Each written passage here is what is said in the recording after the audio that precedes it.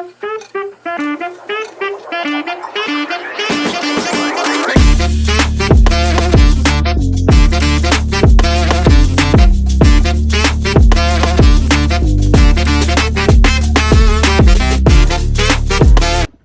we're going to be talking about Week 11's games yesterday and touching on the Monday night game tonight. Who wants to start us off? Yeah, Mark. Yeah, I'll start us off. So, Thursday night game. Pretty rough night for the Commanders. It was pretty evident that James Daniels weren't fully back. And honestly, both teams didn't play too well. Very messy game. Yeah, very. The Eagles had, I believe it was 2 garbage time touchdowns, but they were still leading going into it. So, I mean, I don't know. I'd say with a healthy Jaden Daniels, I don't even know if the Commanders could still pull it out. It was a rough game for both teams. Like all I said, extremely messy. So, I mean, it's a hard turnaround from the Sunday to Thursday game. That's always a hard turnaround. Not enough rest for those players. Yeah. For sure. Yeah, I think that's where we really. Yeah, so now going on to the Ravens versus Steelers game. I mean, definitely a huge matchup. Both teams are powerhouses. Steelers are having an impressive season. Ravens, of course, always having an impressive season. And the Steelers pull away with it, 18-16. Kind of, I don't know, some could say it's an upset. Some could say it's expected. I feel like you could go both ways with it. Lamar Jackson, pretty midday, 16 for 33, 207 yards, 1 touchdown, 1 interception. Once again, not seeing much from Zay Flowers. 2 receptions for 39 yards and a touchdown. I mean, sure, the touchdown was clutch, but you gotta produce some more yardage before that. Running back wise, Derrick Henry, 13 carries for 65 yards. I mean, that's just not the Derrick Henry I know. And we saw a lot of careless mistakes from that Ravens offense. A lot of careless flags, careless drops like that. Zay Flowers drop right to the chest. Just a lot of careless mistakes from that team. I think if they eliminate those mistakes, Ravens take that game. I mean, if you can't even score a touchdown, you're most likely not going to win a game. But if you score 6 field goals and win the game, it's more likely on the other team. Yeah. I mean, all right. Next, I'm gonna hit this. Quickly gonna hit this Lions Jaguars game. You know, it was not much of a game. Lions rout the Jaguars 52-6. I mean, you know, the Lions just had their way with this pretty terrible Jaguars defense, and you know, this is a legendary run that the Lions are on. You know, now 2 50-point games, 11 weeks into the season. It's pretty incredible what they're doing. And now after this Chiefs last loss that we're going to talk about in a bit, the Lions are now the betting favorites to win the Super Bowl. Good game. Next, we got the Rams and the Patriots. Rams hold off a late fourth quarter comeback from the Patriots. Big game from Stafford, 4 touchdowns, 300 yards. Good game from May. Interception at the end, but that's on his receiver. I watched the game, just like careless mistake by the receiver, not even looking for the ball. Just a good game. Next up, we got the Broncos versus the Falcons. Big day for Bo Nix. Absolute Big day masterclass for by Bo Bo Nix. Nix. 307 yards, 4 touchdowns, 28 for 33. Bijan Robinson, 12 carries, 35 yards. If Bijan Robinson is getting 35 yards, Falcons aren't going to take the win. I mean, Bijan Robinson's a key part of that offense, and if he's not performing, that offense isn't going to perform. And I mean, the Broncos just played great. Defense played fantastic. Bo Nix, fantastic game. Rushing was there. I mean, absolute masterclass from the Broncos. next up, we got the Colts-Jets. Kind of big, 1-point win for the Colts. Helps them get a little bit of momentum going. Pretty solid game from Anthony Richardson. 20 for 30, throwing the ball, 272 yards and a touchdown. Garrett Wilson did a whole lot of nothing. They didn't really have much of a passing offense that game, but yeah. Yeah, next I'm going to touch on the Browns versus Saints game. I saw flashes of week 1, week 2 Saints in this game, absolutely demolishing the Browns. Taysom Hill, by the way. Yeah. Oh, Jesus. 3 touchdowns? Seven carries for 138 yards from Taysom Hill. Man, that's big. From a tight end. That's Listed as a tight end on the Wow. roster. He is different. Absolute dog. I mean, you're wondering why I couldn't play quarterback, but here it is. He's 1 for 2 with 18 yards. That's not good. He's a running back tight end. Derek Carr, solid day, 5 incompletions, 2 touchdowns. Browns was started out as a great pass from Jameis Winston to I think it was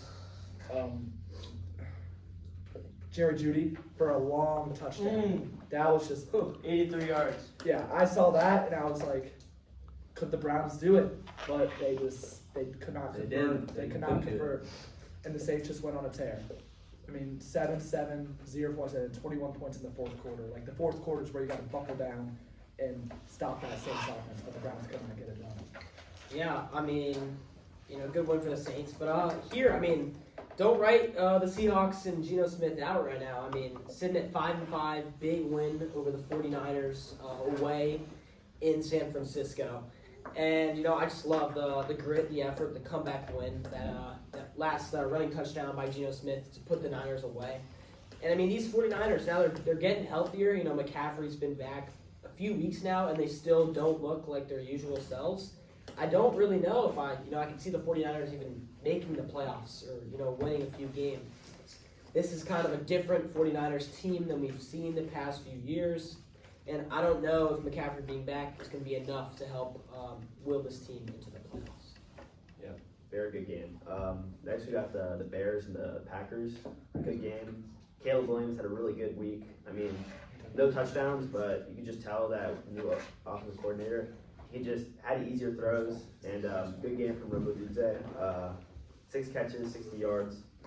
But the Bears just they're finding ways to lose games. The Packers are finding ways to win games. So that's really. I'll touch on the last two. Vikings versus Titans. Not a very fun game to watch. We got three more, I believe. We got the Chargers. Well, yeah, but the early window. Okay. Just not much to talk about. Pretty boring game. Vikings took it. Westbrook Akine with that 93-yard touchdown, I believe. That was a great touchdown. And then Dolphins. I think the Dolphins are back, honestly. I mean, they in a bad situation with Tua going out, Skylar Thompson coming in. They looked pretty solid. I mean, Tua looked really good. Getting the ball to Tyreek like we've seen it, but that connection's back. A-Chain looks pretty good. Jonnu Smith, great game, 2 touchdowns, 100 yards. I think Dolphins could. I gotta tell you, I mean, Unfortunately, they can be coming for that Broncos wild card spot. I don't know if Tua will be post career. I don't know how that head's gonna be with the concussions, but does not seem to be affecting him right now. I mean, 28 for 36, 288 yards and 3 passing touchdowns. What more could you ask for in your starting QB? I mean, Devon A-Chain, we already know, he's explosive. So that offense with A-Chain, Tyreek and Jalen Waddle, with those 3 lead the charge, I'm confident that the Dolphins can, climb their way back. How about Bowers? Bowers had a big game. The rookie tight end out of Las Vegas. I mean, he is probably right now one of the 2 bright spots. Him and Max Crosby, the only 2, pretty talented guys on that roster. And I think they're headed for another rebuild. But building around Bowers, he's a great player. Yeah. We got 2 more. We got Chiefs. We got the Chiefs. We got Mark on with the the clock. Chargers. Yeah, And San Fran. Oh, I already touched on Yeah. Going over the Chiefs Bills game, I was looking forward to this game going into the weekend. Pretty excited about it, but while I was watching it, I wasn't too impressed with the entertainment aspect of the game. That was the Bills. Bills got a win. Josh Allen had a pretty good game. I mean, 27 for 40, 262 yards, a touchdown and an end. Not the best, but we pulled it out. And then no receivers really had crazy games. The most receptions on the Chiefs was Xavier Worthy with 4, and Saw 2 receptions out of Kelsey. exactly. Unfortunate performance. Yeah, I gotta say, I think it's finally time that we've seen Mahomes get he paid for his mistakes. I mean, another 2 interception game from Mahomes. You're playing the Bills. The Bills are a great team. You cannot throw 2 interceptions with Josh Allen on the other side of the ball. Josh Allen finds ways to score, and Mahomes. I mean, yeah, the Chiefs are 9-1 now, Yeah. but I don't know. They're not a 9-1 team. I think they're a 7-3 team, 6-4 team. But I think they've been bailed out from their mistakes because of their solid defense. And I think finally we've seen Mahomes pay for his mistakes. I have to add here. The Bills did an incredible job of keeping Mahomes in the pocket. Not letting him get out. Because once you let a QB get out and run and scramble, you know what Mahomes can do. Mahomes magic. I mean, he can find receivers downfield. And now with the Bills' defensive line doing a great job in QB contain. I think that's kind of what teams has kind of learned to do against Mahomes. It's impossible to stop Mahomes completely, but slowing him down is definitely by just keeping him, making him make tough throws in the pocket with pressure in his face. And that's exactly what Mahomes did. When I was watching that game, just watching those two teams, those elite offensive line, I think that's what really sets them apart from different teams in the NFL. Those two great offensive line, they give their quarterback so much time in the pocket. We saw Josh Allen with the breakout run that really broke out the game. It was maybe like a 40-yard rushing touchdown in maybe the fourth quarter. Yeah, fourth quarter. He maybe had like 5 seconds in the pocket to think about what he was going to do and finally saw the hole. And I think that's what really sets these teams apart from the great teams in the NFL. I love that point on the offensive line. Looking through the statistics here, the Bills allowed no sacks to Josh Allen. And that's just a great stat to have. With Crip Jones on that defense, Two total maybe sacks in the entire game. Crip Jones. Yeah, Chris. Crip Jones. Him. Yeah, Chicago. How about his combine performance now? Let's let Joe, the Chargers fan, touch on it. Pretty good game. Yeah, Sunday night, best game of the week for sure. An absolute crazy game. Chargers don't charger like they usually do. Usually we see the Chargers with Brandon Staley, Anthony Lynn choking this game and losing it. But now with Harbaugh getting the win done, even though the Bengals might have came back a little bit, Chargers got it done in the end. Yeah. Herbert, excellent first half. Burrow, Excellent first half. excellent, perfect. And then Burrow, perfect I wouldn't second say perfect. It was perfect. Yeah. It was Literally perfect. I think there was a couple reads he could have made better. I mean, he had some great It was a rushes. good week for Great him. rushes. Can I just add on real Yeah. quick? I mean, Joe Burrow this year, over 3,000 passing yards, 27 passing touchdowns to just 4 interceptions. I mean, that's not the stats you see of a QB on a 4-17. So this Bengals defense is historically bad, letting down the whole offense. Yeah. And I really think that, if the Bengals had a winning record, I think Joe Burrow would actually be leading the MVP conversation. I think MVP of that game yesterday goes to the kid from Athens, Vlad McConkey, Yeah. with two massive catches in that last drive where J.K. Dobbins scored. Yeah. 2 massive catches on third down. I mean, he single-handedly won that game. He closed that game out for them. But Justin Herbert in the first half, I mean, was rushing the ball amazing, was passing it. I mean, outstanding first half performance by Justin Herbert. But I do think the second half performance drowned out his first half performance. I think it was such a bad second half that it weighed out the fantastic. But that last minute drive also kind of helped him out a little Do bit. we have any picks for Monday night? Funny that you mentioned that. We're having our first solo segment here Yeah. with producer Wade Polk. Yeah. We actually, I mean, New this, segment. this Monday night game is gonna be good. So Head over to the board. We're switching over to Polk's picks here. Right here. So here are my picks for tonight. I'm really liking C.J. Stroud. His longest rush of the day, over 7.5 yards. He hit this in 4 straight games. I'm pretty sure if my research is correct. The over at -115. Joe Mixon, anytime touchdown, sure bet. I mean, he can catch the ball, he can run the ball. You just know he's fine in the end zone. -190. Cooper Rush, 0.5 interceptions. I'm taking the over, of course. I mean, he's not a great quarterback. Let's be for real. And we know he's going to have to throw the ball a lot because they will be losing this game. So I think some risky passes will be thrown. Over 0.5 interceptions at -600. And I love my kickers on this segment. So I'm going to go Kiami Fairbairn. Over 1.5 field goals made. I think the Cowboys defense could stop him in the red zone a couple times. So I think that over 1.5 is a lock. This is $100 to win $660. And a bonus pick, I think that the Texans will easily cover 7.5 points for the spread. Yeah, I mean, this is not betting advice, just, Yeah. Yeah. Not betting we're throwing it out there, but I mean, a pretty surefire way to turn your $100 into 600. So, Yeah. I mean, Yeah. do what you want with that information, but I mean, Wade Polk, he's actually, he has a pretty strong resume, and yeah. But I just want to say, CeeDee Lamb, he's still questionable for this Still game. questionable. I mean, Mike McCarthy was optimistic, but I mean, I don't know if you should risk playing your star receiver in a game that probably will end up being a blowout because, we saw this Texans defense pick off MVP candidate Jared Goff 5 times last week. So imagine what they're going to do to Cooper Rush, a longtime NFL career backup. I mean, I don't think I really could see this game being a over with after the first 2 quarters. I mean, I don't know. I don't necessarily agree with that. Like, I get this Texas team does have a winning record, but are they overrated? Is my question. I mean, sure, their defense might be pretty good. I mean, they picked off Jared Goff 5 times, but they couldn't even win the game. 5 interceptions, and you couldn't win the game.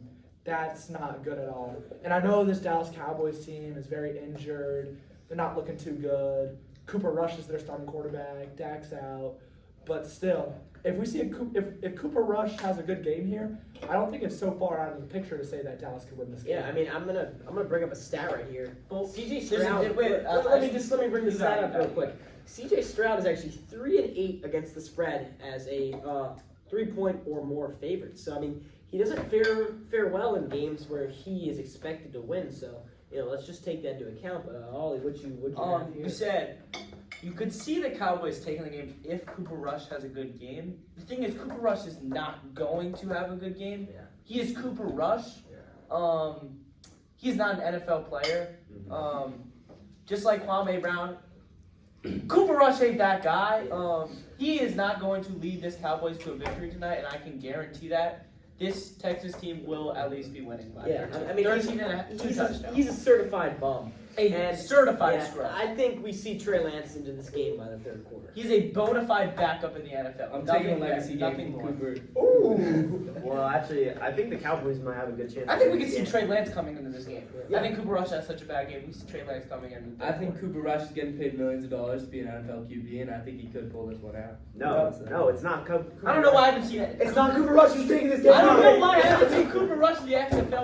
I don't know why I haven't seen game. That's what I'm seeing. I don't know why I haven't seen Rush on the back of a Birmingham Broncos jersey yet. 4 That man is touchdowns, an 0 XFL picks for player Cooper Rush. at best. 300 plus Where did he go yards to college? passing. What's gonna happen? Okay, clearly we have some disagreements, so I think we should go across the table. Went to the University of Central Michigan. You know who else went there? Who? Antonio Brown. Yep. You know what he has? Dog. CTE. Dog. Yeah. Okay, we're gonna go across. And turned around, ran the league for 3 years plus. All right, so we're gonna go across the table here and state our picks. Cooper Rush over or under 1.5 anytime touchdowns. I'm taking over 3.5 anytime Who's touchdowns. I'm taking 300 yards passing. Cooper Rush is a dog. Oh my. Cooper Rush legacy game. Incoming, according to Mark Goldman. We're going across the line. Yeah. I know. I'm just saying. I mean, I think it's gonna be the over as well, but not too far over. Maybe just 2, maybe 1 passing, 1 rushing. I mean, his last name is Rush. Maybe we'll see some of those legs out there. And I think the Cowboys could possibly get this done. I mean, right here, I would say it's a bigger. I'd say there's a better chance of the Cowboys actually losing by 30 than them winning this game. I mean, that's how much confidence I have in the Houston Texans. CJ Stroud has proved to be a great QB in this league, and Cooper Rush so far has not proven anything. I'm saying my score prediction is actually going to be Houston Texans 34, Cowboys 10. For me, I'm actually going to take the Cowboys in a low-scoring game, and I'm taking them 15-12. 15 And here's to why. 12. We've seen C.J. Stroud. He's not playing well right now. Micah Parsons is back. He's going to dominate this game. I didn't know that. Micah Parsons might have over 3 sacks, and it's true. And Cooper Rush is going to be able to get it done. I think with the team knowing that Cooper Rush is a starter, they're gonna play hard. You know, their season's on the line right now. The one more loss, they're out for sure. So I think they're gonna come out and play hard. I also agree with a very low scoring game. The line is currently at 41.5. I think the game doesn't get over 37 points. I'm having Texans take this game. I do have them covering 6.5 or 7.5, whatever it is. I say Cooper Rush under 3 rushing yards, under 1.5 anytime touchdowns, and I have Cooper Rush not going more than 3 quarters. We got a score, Christian. Texans 24, Cowboys 10.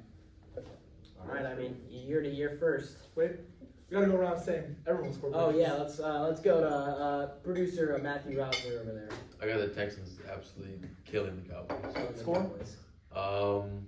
27-13. All right, Jackson Guerra, new member of the podcast on the executive producing team.